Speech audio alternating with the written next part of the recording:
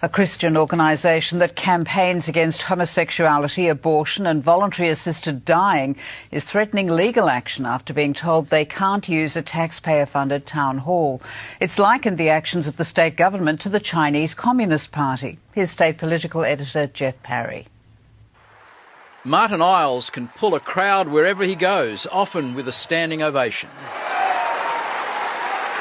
We are called to be soldiers for a fight for which the victory is assured.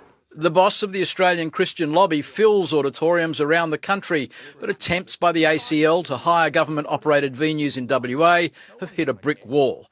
Martin Iles says it's solely because they are Christians.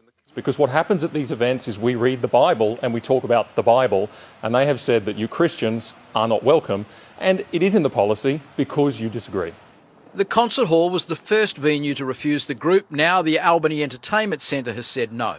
Both are operated by the Perth Theatre Trust, whose policy states hire shall be refused if the keynote speaker holds views that seek to create or increase animosity towards a particular group, or where the content does not represent the views of the West Australian government. I certainly think that if you were in China and you disagreed with the government, they might come after you or they might cancel you, but it's not the sort of thing I would have expected in Western Australia. The City of Albany tips $400,000 into the entertainment centre upkeep and can't understand why the government would turn away a paying customer. I don't think it's fair and reasonable that someone who is doing something that is entirely legal is prevented from doing so. Arts Minister David Templeman is uncertain how to respond and is taking legal advice. I would like to avoid being the minister who steps in all the time with regard to censorship matters.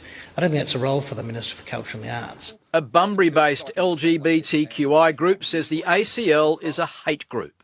Very anti-LGBT, very anti-transgender, pro-conversion therapy. The Australian Christian Lobby is no pushover when it comes to push and shove.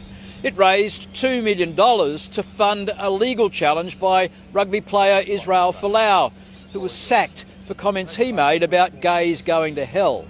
There are now calls to cancel an ACL function in Bunbury. If it does go ahead, we will be protesting. Jeff Parry, 7 News.